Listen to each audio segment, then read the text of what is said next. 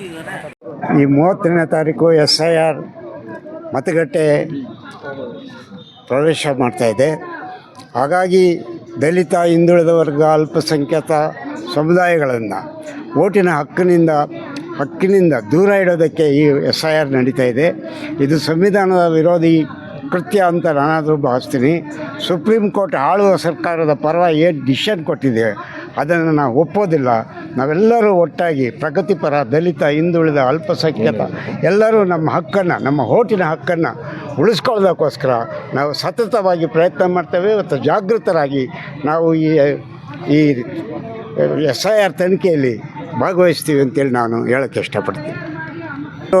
States ಏನಿದೆ, ಬೆಂಗಾಳು, ಬಿಹಾರ, ಇದು ಆಳುವ ಸರ್ಕಾರದವರ BJP ಸಂಘ ಪರಿವಾರದ ಪರವಾಗಿ SIRನ ಬಳಸ್ಕೊಂಡಿದೆ.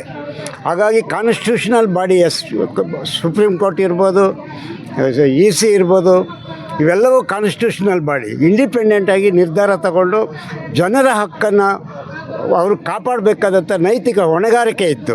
ಈ ಹೊಣೆಗಾರಿಕೆಯನ್ನು ನುಣುಚಿಕೊಂಡು ಉದ್ದೇಶಪೂರ್ವಕವಾಗಿ SIR ತಗೊಬಂದು ನಮ್ಮೆಲ್ಲರನ್ನೂ ಕೂಡ ಓಟಿನಿಂದ ದೂರ ಮಾಡುವಂಥ, ಪೌರ ಹಕ್ಕುಗಳನ್ನು ದೂರ ಮಾಡುವಂಥ, ಅಲ್ಪಸಂಖ್ಯಾತ ಜನರನ್ನು ದೂರ ಇಡುವಂಥ ಒಂದು ಉದ್ದೇಶಪೂರ್ವಕವಾಗಿ ಏನು ನಡೀತಾ ಇದೆ, ಬೇರೆ ರಾಜ್ಯಗಳಲ್ಲಿ ನಡೆದಂತೆ ಕರ್ನಾಟಕದಲ್ಲಿ ನಡೆಯೋದಕ್ಕೆ ನಾವು ಬಿಡೋಲ್ಲ ಅಂತ ಹೇಳೋಕ್ಕೆ ಇಷ್ಟಪಡ್ತೀನಿ ನಾನು. ಬಂಧುಗಳೇ, ದೇಶದಾದ್ಯಂತ ನಡೆಸಲಿಕ್ಕೆ ಹೊರಟಿರ್ತಕ್ಕಂಥ SIR ಅಂದರೆ ವಿಶೇಷ ತೀವ್ರ ಮತಪಟ್ಟಿ ಪರಿಷ್ಕರಣೆ ಜನವಿರೋಧಿ ನೀತಿಯಾಗಿದೆ, ಜನವಿರೋಧಿ ಪ್ರಕ್ರಿಯೆ ಆಗಿದೆ. ಇಡೀ ದೇಶದಾದ್ಯಂತ ಈಗಾಗಲೇ ಹೇಳೋದಾದರೆ ನಮಗೆ ಉತ್ತರ ಪ್ರದೇಶ, ಬಿಹಾರ ಮತ್ತು ವೆಸ್ಟ್ ಬೆಂಗಾಲಲ್ಲಿ ಜನವಿರೋಧಿ ನೀತಿ SIR ಜಾರಿಯಿಂದಾಗಿ ಲಕ್ಷಾಂತರ ಕೋಟ್ಯಾಂತರ ಮಂದಿ ಅರ್ಹ ಮತದಾರರು ಪಟ್ಟಿಯಿಂದ ಹೊರಗುಳಿಯೋದ್ರ ಮೂಲಕ ಜನರಿಗೆ ಅನ್ಯಾಯ ಆಗಿದೆ. ಈ ಅನ್ಯಾಯವನ್ನು ನಮ್ಮ ಕರ್ನಾಟಕದಲ್ಲಿ ಆಗಕ್ಕೆ ಬಿಡೋದಿಲ್ಲ. ಈ ಕರ್ನಾಟಕ ಬಿಹಾರ ಅಲ್ಲ, ವೆಸ್ಟ್ ಬೆಂಗಾಲ್ ಅಲ್ಲ, ಉತ್ತರ ಪ್ರದೇಶ ಅಲ್ಲ, ಇದು ಕರ್ನಾಟಕ ಸೂಫಿ ಸಂತರು ಬಾಳಿ ಬದುಕಿದಂಥ ಕರ್ನಾಟಕ. ನಮ್ಮ ಜನರ ಕಲ್ಯಾಣಕ್ಕಾಗಿ ಬಸವಣ್ಣವರು ಬಾಳಿ ಬದುಕಿದಂಥ ಕರ್ನಾಟಕ. ಅಂಥ ಕರ್ನಾಟಕದಲ್ಲಿ BJP ಅಥವಾ RSS ಅಥವಾ ಕೇಂದ್ರ ಚುನಾವಣಾ ಆಯೋಗದ ಕುತಂತ್ರಗಳನ್ನು ನಡೆಸೋಕ್ಕೆ ಬಿಡೋದಿಲ್ಲ ಅಂತಕ್ಕಂಥ ಉದ್ದೇಶದಿಂದ ಇವತ್ತು ಇಡೀ ಕರ್ನಾಟಕದಾದ್ಯಂತ ಕರ್ನಾಟಕದ ಪ್ರತಿರೋಧ ಅಂತಕ್ಕಂಥ ಹೆಸರಿನಲ್ಲಿ ಈ ಜನವಿರೋಧಿ SIR ಪ್ರಕ್ರಿಯೆಯನ್ನು ವಿರೋಧ ಮಾಡಲಿಕ್ಕೆ ಇಡೀ ಎಲ್ಲ ಜಿಲ್ಲಾ ಕೇಂದ್ರಗಳಲ್ಲಿ ಬೃಹತ್ತಾದಂಥ ಪ್ರತಿಭಟನೆಯನ್ನು ಹಮ್ಮಿಕೊಳ್ಳೋದ್ರ ಮೂಲಕ ಸರ್ಕಾರಕ್ಕೆ ಮತ್ತು ಚುನಾವಣಾ ಆಯೋಗಕ್ಕೆ ಎಚ್ಚರಿಕೆಯನ್ನು ಕೊಡ್ತಾ ಇದ್ದೀವಿ. ಯಾವುದೇ ಕಾರಣಕ್ಕೆ ಕರ್ನಾಟಕದಲ್ಲಿ ಒಬ್ಬ ಅರ್ಹ ಮತದಾರನು ಕೂಡ ಪಟ್ಟಿಯಿಂದ ಹೊರಗುಳಿಬಾರ್ದು. ಹಂಗೆ ಹೊರಗುಳಿದಿದ್ದೇ ನಿಜ ಆದರೆ ನಾವು ಅದನ್ನು ಜಾರಿಗೊಳಿಸ್ಲಿಕ್ಕೆ ಬಿಡೋದಿಲ್ಲ. ಏನೇ ತೊಂದರೆ ಆದರೂ ಕೂಡ, ಎಷ್ಟೇ ಕಷ್ಟ ಆದರೂ ಕೂಡ ಅದ್ರ ವಿರುದ್ಧ ಹೋರಾಟ ಮಾಡ್ತೀವಿ. ಎಲ್ಲ ಪ್ರಗತಿಪರ ಸಂಘಟನೆಗಳು ಮತ್ತು ಜಾತ್ಯತೀತ ರಾಜಕೀಯ ಪಕ್ಷಗಳೆಲ್ಲವೂ ಸೇರಿ ಒಗ್ಗಟ್ಟಾಗಿ ಕರ್ನಾಟಕ ವಿರೋಧ ಅಂತಕ್ಕಂಥ ಒಂದು ಸಂಘಟನೆಯನ್ನು ಕಟ್ಟಿಕೊಂಡು SIR ವಿರೋಧಿ ಕರ್ನಾಟಕ ಅಂತಕ್ಕಂಥ ಸಂಘಟನೆ ಮೂಲಕ ಹೋರಾಟ ನಡೆಸ್ತಾ ಇದ್ದೀವಿ. ಯಾವುದೇ ಕಾರಣಕ್ಕೆ ನಿಮ್ಮ ಕುತಂತ್ರಗಳನ್ನು ಕರ್ನಾಟಕದಲ್ಲಿ ನಡೆಯೋದಕ್ಕೆ ಬಿಡೋದಿಲ್ಲ ಅಂತಕ್ಕಂಥ ಸಂದೇಶವನ್ನು ಈ ಮೂಲಕ ಕೊಡ್ತಾ, ಇವತ್ತು ಈ ಚಿಕ್ಕಬಳ್ಳಾಪುರ ಜಿಲ್ಲೆಯಲ್ಲಿ ಮಾನ್ಯ ಜಿಲ್ಲಾಧಿಕಾರಿಗಳ ಮೂಲಕ ಕೇಂದ್ರ ಚುನಾವಣಾ ಆಯೋಗಕ್ಕೆ, ರಾಜ್ಯ ಚುನಾವಣಾ ಆಯೋಗಕ್ಕೆ ಮತ್ತು ರಾಜ್ಯ ಸರ್ಕಾರಕ್ಕೆ ಮನವಿ ಪತ್ರವನ್ನು ಸಲ್ಲಿಸೋದ್ರ ಮೂಲಕ ಈ ಹೋರಾಟವನ್ನು ನಂಬಿಕೊಂಡಿದ್ದೀವಿ. ಬಂಧುಗಳೇ, ಈ ಕಾರ್ಯಕ್ರಮವನ್ನು ಮಾನ್ಯ ಮಾಧ್ಯಮ ಮಿತ್ರರು ಎಲ್ಲ ಕಡೆ ಪ್ರಸಾರ ಮಾಡೋದ್ರ ಮೂಲಕ ಜನರಲ್ಲಿ ಅರಿವು ಮೂಡಿಸಬೇಕು ಅಂತ ಈ ಸಂದರ್ಭದಲ್ಲಿ ಕೇಳ್ಕೊಳ್ತೀನಿ. ಬಂಧುಗಳೇ, ಶ್ರೀರಂಗಾಚಾರಿ, ಭೂಮಿ ಮತ್ತು ವಸತಿ ಹಕ್ಕು ವಂಚಿತರ ಹೋರಾಟ ಸಮಿತಿ, ಬೆಂಗಳೂರು. ಎಲ್ಲರಿಗೂ ನಮಸ್ಕಾರ.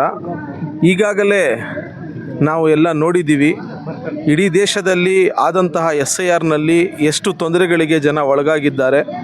ಹಾಗೂ ಎಲ್ಲೋ ಒಂದು ಕಡೆ ಎಲೆಕ್ಷನ್ ಮತಪಟ್ಟಿಯನ್ನು ಸಿಟಿಸನ್ಶಿಪ್ಗೆ ಏನು ಜೋಡಣೆ ಮಾಡ್ತಾ ಇದ್ದಾರೆ, ಆಲ್ರೆಡಿ ಮಾನ್ಯ ಸರ್ವೋಚ್ಚ ನ್ಯಾಯಾಲಯ ಅದನ್ನು ಸ್ಪಷ್ಟಪಡಿಸಿದೆ.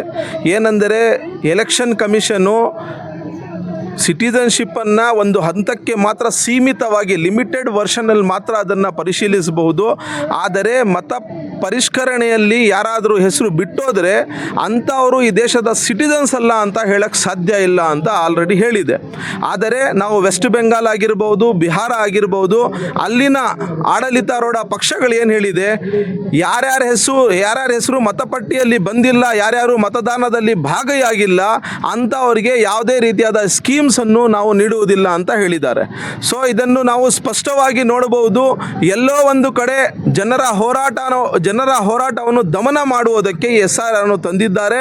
ಈ SIR ಮಾಡೋದರಲ್ಲಿ ನಮ್ದೇನು ಅಭ್ಯಂತರ ಇಲ್ಲ, ಯಾರು ಇದನ್ನು ಅಭ್ಯಂತರ ಮಾಡ್ತಾ ಇಲ್ಲ. ಆದರೆ ಮಾಡುವ ರೀತಿಯನ್ನು ಅಭ್ಯಂತರ ಮಾಡ್ತಾ ಇದ್ದಾರೆ. ಯಾವ ರೀತಿಯಲ್ಲಿ ಒಂದು ವಿಶೇಷ ಏನು ಬಡವರ ಮತಗಳನ್ನು ಹಾಗೂ ಒಂದೊಂದೇ ಕಾನ್ಸ್ಟಿಟ್ಯೂಯೆನ್ಸಿಯಲ್ಲಿ BJPಗೆ ಯಾರು ವಿರೋಧವನ್ನು ವ್ಯಕ್ತಪಡಿಸ್ತಾ ಇದ್ದಾರೆ ಅಂಥವ್ರ ಮತಗಳನ್ನು ಮಾತ್ರ.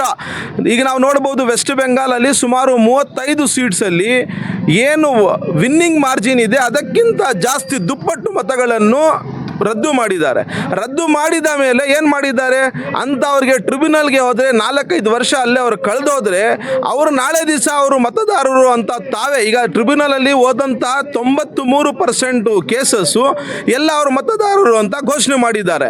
ಮತ ಆದಮೇಲೆ ಸರ್ಕಾರಗಳು ಹೋದ ಮೇಲೆ ಅವರು ಮತದಾರರು ಅಂತ ಗೊತ್ತಾದರೆ ಇದರಿಂದ ದೇಶಕ್ಕೆ ಏನು ಪ್ರಯೋಜನ ಆಗ್ತಾ ಇದೆ? ಒಬ್ಬ ಜಿನ್ಯೂನ್ ವೋಟರನ್ನು ನೀವು ತೆಗೆದುಬಿಟ್ಟು ಅವನಿಗೆ ಕಾನ್ಸ್ಟಿಟ್ಯೂಷನಲ್ ರೈಟು, ಅವನ ಮತದಾನ ಕಾನ್ಸ್ಟಿಟ್ಯೂಷನಲ್ ರೈಟು. ಆ ಮತದಾನವನ್ನು ನೀವು ಆ ಹಕ್ಕನ್ನು ನೀವು ಫಸ್ಟು ಕಸಿದುಕೊಂಡು ನಾಳೆ ದಿವಸ ಇಲ್ಲ ತಪ್ಪಾಗಿದೆ ನೀವು ಟ್ರಿಬ್ಯುನಲ್ ಮೂಲಕ ನೀವು ವೋಟರ್ ಅಂತ ಸಾಬೀತಾದರೆ ಅವನ ಮನಸ್ಸು ಮೇಲೆ ಹಾಗೂ ಈ ದೇಶಕ್ಕೆ ನನಗೇನು ಹಕ್ಕು ಕೊಟ್ಟಿದ್ದಾರೆ ನಾನು ಸರ್ಕಾರವನ್ನು ಚುನಾವಣೆ ಮಾಡೋದಕ್ಕೆ ಅಂತ ಹಕ್ಕನ್ನು ಕಸಿದುಕೊಂಡು ನೀವು ಸರ್ಕಾರ ರಚನೆ ಮಾಡೋದರ ಮೂಲಕ ನೀವು ಆಡಳಿತಾರೂಢ ಪಕ್ಷ ಏನು BJP ಇದೆ ಅದರ ಜೊತೆಯಲ್ಲಿ ಶಾಮೀಲಾಗಿ ಒಂದು ಹುನ್ನಾರ ನಡೆಸ್ತಾ ಇದ್ದೀರ ಅಂತ ಹೇಳಕ್ಕೆ ನಾನು ಬಯಸ್ತಾ, ಈ SIR ಅಲ್ಲಿ ಪಾರದರ್ಶಕತೆ ಏನು ಟ್ರಾನ್ಸ್ಪರೆನ್ಸಿಯನ್ನು ತಗೊಂಡು ಬಂದು ನೀವು ನಿಮ್ಮ ಜವಾಬ್ದಾರಿ ಏನಿದೆ ಅದನ್ನು ತಾವು ಮಾಡಬೇಕು. ಕೇಂದ್ರಾಡಳಿತ ಪಕ್ಷ ಅದು ಯಾವುದೇ ಇರಲಿ, ಕಾಂಗ್ರೆಸ್ ಇರಲಿ, BJP ಇರಲಿ, ಅದು ಯಾವುದೇ ಇರಲಿ, ಅದರ ಒಂದು ತಾವು ಪಪ್ಪೆಟ್ಸ್ ಆಗಿ ಕೆಲಸ ಮಾಡಬಾರ್ದು ಅಂತ ಹೇಳುತ್ತಾ ನನ್ನ ಮಾತುಗಳಿಗೆ ವಿರಾಮ ನೀಡ್ತಾ ಇದ್ದೀನಿ. ಜೈ ಹಿಂದ್, ಜೈ ಭಾರತ್. ನನ್ನ ಹೆಸರು ಬರೀದ್ ಅಂತ, ನಾನು ವಕೀಲ.